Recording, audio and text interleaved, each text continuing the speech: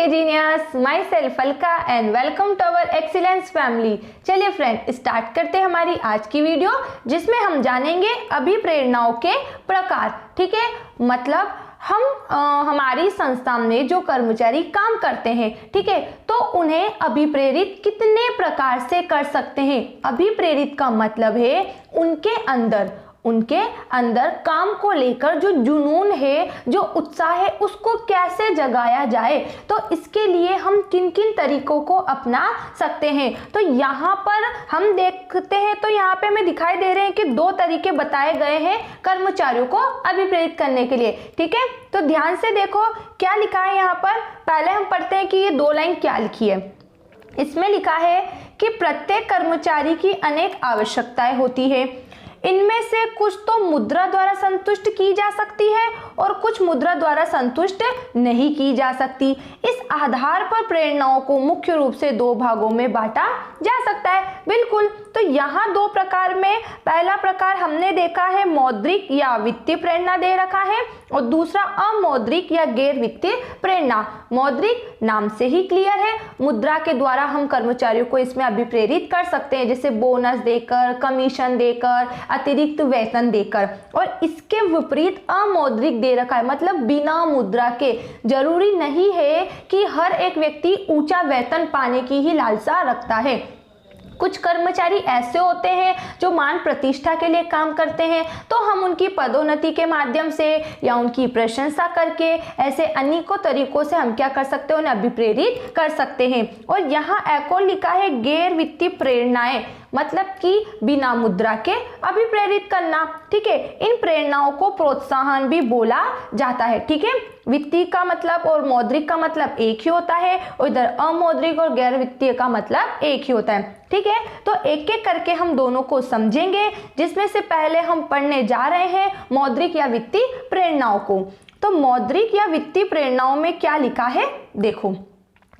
वित्तीय या मौद्रिक प्रोत्साहन वे प्रोत्साहन है जो प्रत्यक्ष रूप में वित्त के रूप में है, अथवा जिन्हें वित्त के रूप में मापा जा सकता है। वित्त मतलब पैसे के रूप में मापा जा सकता है, तथा ये कर्मचारियों के बेहतर निष्पादन के लिए एक उत्प्रेरक का कार्य करते हैं। कर्मचारियों के बेहतर निष्पादन के लिए, कर्मचारी काम अच्छे से करे, अच्छे तरीके से करे, उस बात के लिए इसे सबसे अच्छा साधन माना जाता है। इन प्रोत्साहनों को व्यक्तिगत अथवा समूह के आधार पर दिया जा सकता है। एक व्यक्ति को भी दिया जा सकता है, समूह में भी दिया जा सकता है।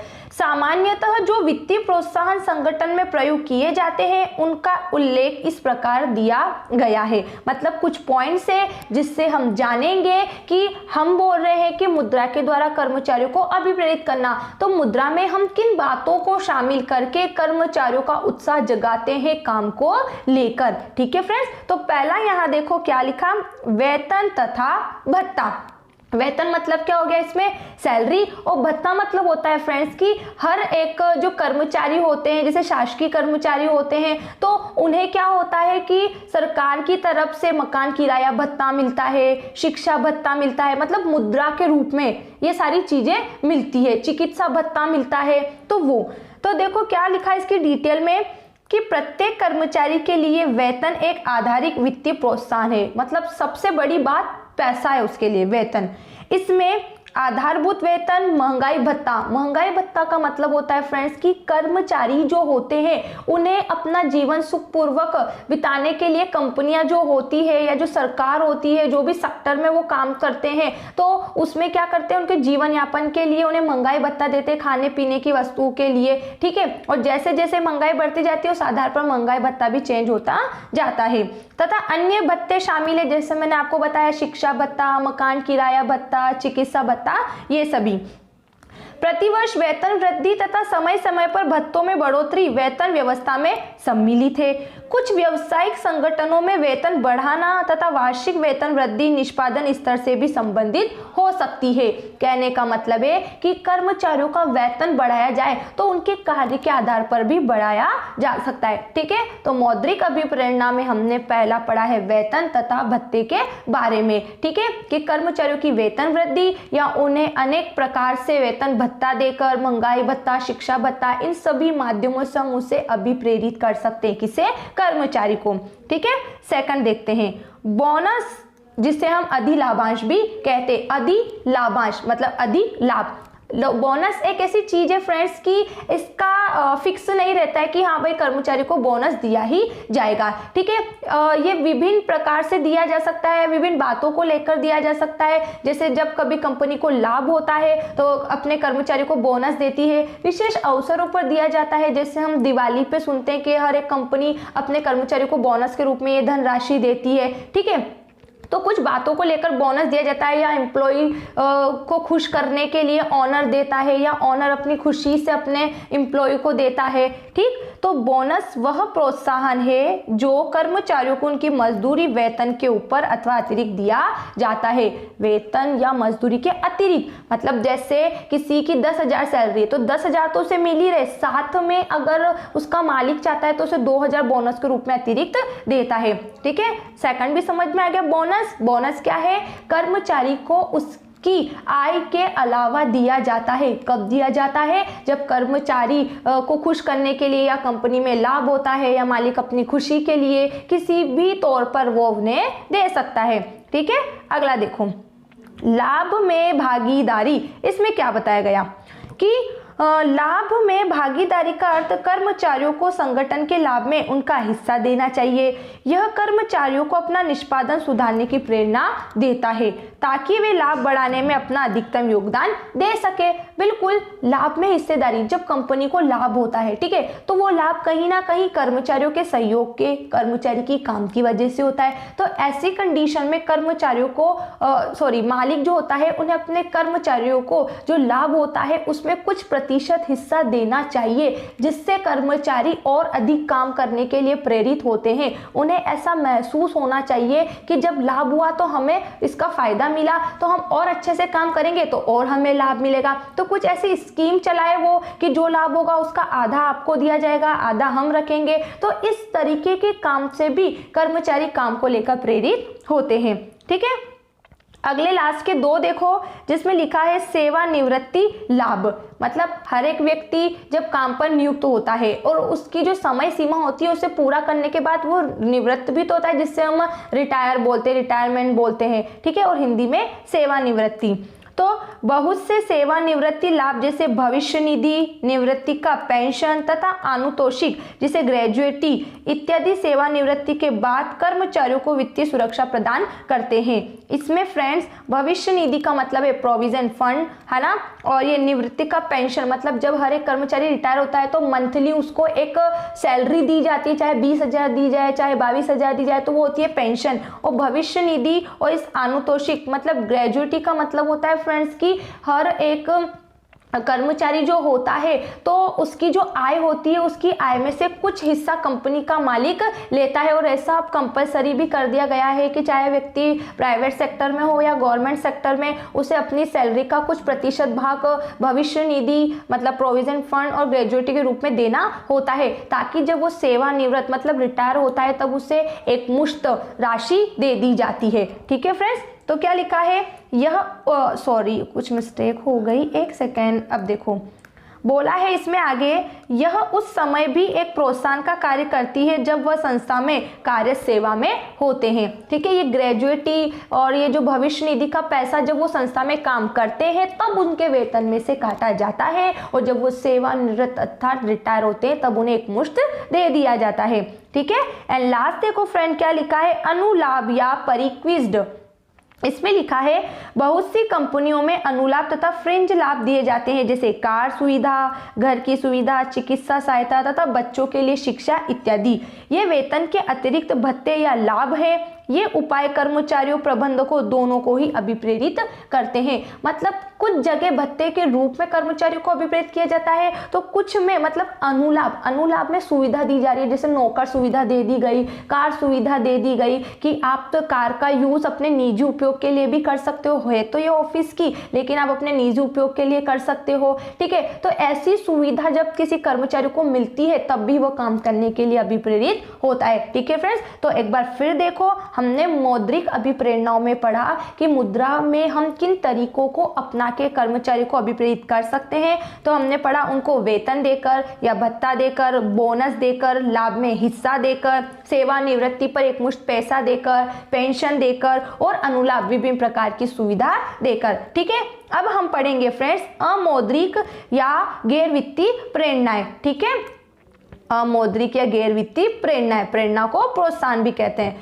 इसमें लिखा है कि मनुष्य की सभी आवश्यकताएं केवल पैसे से संतुष्ट नहीं होती, मनोवैज्ञानिक, सामाजिक तथा संवेगी कारक भी प्रोत्साहन देने में एक महत्वपूर्ण भूमिका निभाते हैं, जो कि इस प्रकार है कि हर एक व्यक्ति पैसे को लेकर अभिप्रेरित नहीं होता है। कुछ मान सम्मान को लेकर, प्रशंसा को लेकर या अपने नाम को लेकर, अनेकों कारण से काम को लेकर अभिप्रेरित होता है और काम को इच्छा से, पूरी समर्पण भावना से करता है। तो इसमें भी कुछ पॉइंट्स है जिससे हम जानेंगे कि अमौद्रिक प्रेरणाएं जो होती है, गैर वित्तीय प्रेरणा होती है कि बिना पैसों के भी कर्मचारी कैसे काम करने के लिए ऊर्जावान बन जाते हैं या उनका मनोबल कैसे ऊंचा हो जाता है।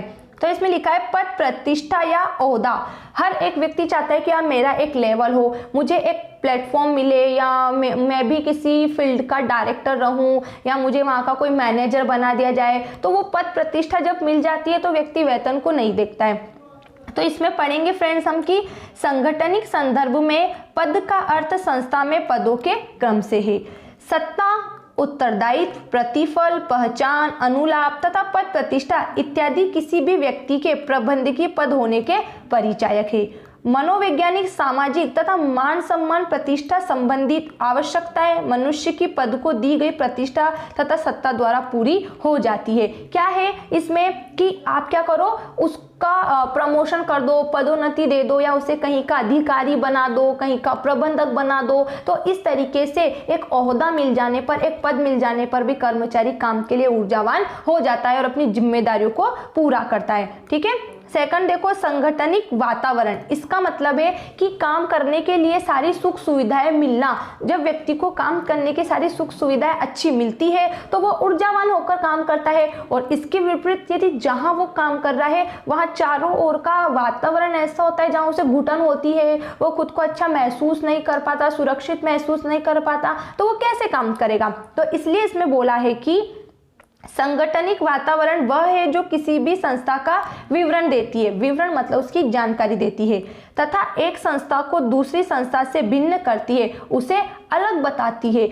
एक काम लाखों लोग कर रहे हैं और लाखों लोग अलग अलग तरीके से उसको करते हैं, तो व्यक्ति नहीं बोलता कि यार यही काम उस जगह करेंगे तो ज़्यादा फायदा, क्योंकि वहाँ सुविधा ज़्यादा मिल रही है। जैसे मोबाइल फ़ोन में हम देखते हैं ना, सब फ़ोन में काम एक ही होते हैं। ठीक है, फ़ोन रिसीव करना, फ़ोन करना किसी को, या व्हाट्सअप, इंस्टा, फेसबुक, यही तो काम होते हैं। लेकिन सबने फीचर्स अलग अलग होने के कारण हम अलग अलग कंपनियों के फ़ोन यूज़ करते हैं। तो सेम इसमें भी है ना, कि ये विशेषताएं संस्था में कर्मचारी के व्यवहार को प्रभावित करती है।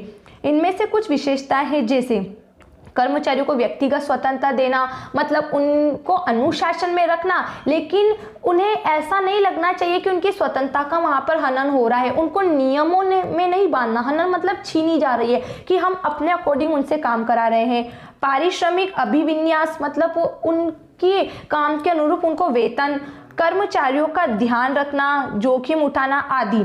यदि प्रबंधक इन सभी पहलुओं पर सकारात्मक उपाय या कदम उठाता है तो यह बेहतर है संगठनिक वातावरण निर्माण विकास में सहायता करती है। तो संगठनिक वातावरण में सिंपल सा मीनिंग है फ्रेंड कि कर्मचारी जो काम करता है तो उसको काम करने के लिए सारी सुविधाएं अच्छी उपलब्ध कराना, क्योंकि सुविधाएं जितनी अच्छी होगी कर्मचारी उतने ही एनर्जी के साथ, उतने ही खुशी मन से वहां पर काम करता है। ठीक है, अगले लास्ट के 3 और दिए हैं, उसमें हम देखते हैं कि जीवन वृत्ति विकास के सुअवसर। इसमें क्या बोला कि प्रत्येक व्यक्ति चाहता है कि वह संस्था में उच्च स्तर तक पहुंचे। सब सोचते हैं ना कि मैं इस लेवल से अगले लेवल पर जाऊं।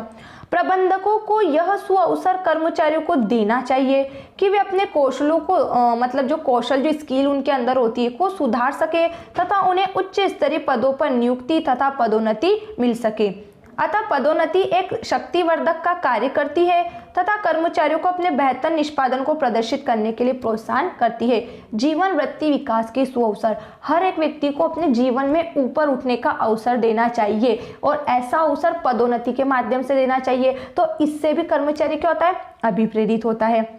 ठीक है फ्रेंड्स, अब अगला देखो क्या लिखा, कर्मचारियों को पहचान मान सम्मान देने संबंधी कार्यक्रम, कि हर एक व्यक्ति चाहता है कि उनका नाम अनाउंस हो, उन्हें सबसे अलग बताने के लिए कुछ अलग किया जाए। ठीक है ना, तो अधिकतर व्यक्ति चाहते हैं कि उनके कार्य का मूल्यांकन हो, मतलब कि देखा जाए कि उन्होंने काम कितना अच्छा किया और अच्छा किया है तो उनके उन परिणामों की प्रशंसा की जाए तथा उन्हें उपयुक्त पहचान मिले। वह ऐसा अनुभव करते हैं कि उनसे संबंधित अन्य लोगों के द्वारा उन्हें स्वीकृति मिले। अतः कर्मचारियों को पहचान देने के कुछ उदाहरण इस प्रकार है, मतलब कि कर्मचारियों को पहचान, एक कर्मचारी बिना पदोन्नति के, बिना वेतन के भी अभिप्रेरित हो सकता है। किस तरीके से, कुछ उदाहरण देखो, जैसे अगर उन्होंने अच्छा कार्य किया है तो उनको बधाई देना। सेकंड, नोटिस बोर्ड सूचना पट पर उनका नाम प्रदर्शित करना अथवा कंपनी की न्यूज़लेटर सूचना पत्र में कर्मचारियों की उपलब्धि के बारे में छापना। एंड लास्ट है, कर्मचारी को उसके द्वारा दिए गए महत्वपूर्ण सुझावों के लिए पारितोषिक देना, मतलब कि कोई इनाम वगैरह देना। तो इस तरीके से हम क्या कर सकते हैं, कर्मचारियों को अभिप्रेरित कर सकते हैं। ठीक है, अगला देखो क्या लिखा है, पद सुरक्षा या स्थायित्व, कर्मचारी को ऐसा महसूस कराना कि उन्हें बिना किसी गलती के या बिना किसी कारण के कंपनी से या जो भी बिजनेस होता है उसमें से नहीं निकाला जाएगा। तो जब कर्मचारी अपने आप को वहां सुरक्षित महसूस करता है तब भी वो क्या होता है, कार्य को पूरी लगन से करता है। क्योंकि हम देखते हैं अक्सर लोग गवर्नमेंट जॉब करना पसंद करते हैं, प्राइवेट जॉब नहीं करते हैं, क्योंकि उन्हें ऐसा डर रहता है कि कभी भी ये कंपनी वाला हमें निकाल देगा। तो ऐसा नहीं होना चाहिए, चाहे बंदा किसी भी फील्ड में काम करे, गवर्नमेंट सेक्टर में या प्राइवेट सेक्टर में, उसे ऐसा फील होना चाहिए मोस्टली प्राइवेट सेक्टर में कि उसकी आवश्यकता इस संस्था को है। तो देखो कर्मचारी चाहते हैं कि उनका पद सुरक्षित रहे, उन्हें अपने भविष्य की आय तथा कार्य दोनों के लिए निश्चित स्थिरता या स्थायित्व चाहिए ताकि उन्हें इन पक्षों पर चिंता न हो तथा अपना कार्य बड़े उत्साह से वो कर सके। अतः जब लोगों को यह एहसास होता है कि उनकी नौकरी छूटने वाली नहीं है तो वह निष्क्रिय हो जाते हैं, मतलब कि निश्चिंत हो जाते हैं। कि निष्क्रिय की जगह यहाँ पर फ्रेंड्स थोड़ा सा मिस्टेक हो गया है, यहाँ पे हम लिखेंगे निश्चिंत हो जाते हैं, मतलब इस भय से मुक्त हो जाते हैं कि हमें यहाँ से कोई नहीं निकालेगा। अगला देखो, कर्मचारियों की भागीदारी, इसका अर्थ है कि कर्मचारियों से संबंधित निर्णय लेने में उन्हें शामिल करना चाहिए। जब भी कोई मीटिंग वगैरह होती है तो कर्मचारियों को उसमें अवसर देना चाहिए, उनके सुझाव मांगना चाहिए। इससे उन्हें ऐसा फील हो कि हाँ, कहीं ना कहीं हमारी बात को भी महत्व दिया जा रहा है। बहुत सारी कंपनियों में इस प्रकार के कार्यक्रम संयुक्त प्रबंध समिति, कार्य समिति, जलपान गृह समिति इत्यादि के रूप में व्यवहार में कार्यान्वित है। मतलब बहुत सारी समितियां कुछ इस तरीके से काम करके अपने कर्मचारियों को अभिप्रेरित करती है। एंड लास्ट लिखा है, कर्मचारियों का सशक्तिकरण। सशक्तिकरण का अर्थ अधीनस्थों को अधिक स्वायत्तता तथा सत्ता देना, मतलब ज़्यादा से ज़्यादा उन्हें अधिकार देना। ठीक है, सशक्तिकरण लोगों को यह एहसास दिलाता है कि उनका कार्य महत्वपूर्ण है। इस प्रकार की भावना कार्य निष्पादन में कौशल तथा प्रतिभा का प्रयोग करने में सकारात्मक रूप से योगदान देती है। ठीक है, कर्मचारियों का सशक्तिकरण के उन्हें अनेक अधिकार देना ताकि वो और ज़्यादा अभिप्रेरित हो, वो अपने आप को स्वतंत्र महसूस करे, अपने तरीके से निर्णय लेके कंपनी में काम कर सके। तो ऐसी जब सुविधा दी जाती है तो कर्मचारी अच्छे से अभिप्रेरित होता है। ठीक है फ्रेंड्स, तो हमने इस वीडियो में जाना अभिप्रेरणा के प्रकार। दो होते हैं, मौद्रिक और अमौद्रिक। अब इन प्रेरणाओं से कर्मचारी अभिप्रेरित होते हैं, है ना। तो अगर आपको इसमें से मौद्रिक में या अमौद्रिक में किसी भी पॉइंट्स में कोई डाउट लगता है तो उस डाउट को जल्दी से कमेंट बॉक्स में लिखिएगा। ठीक है friends, thanks for watching this video. Bye bye.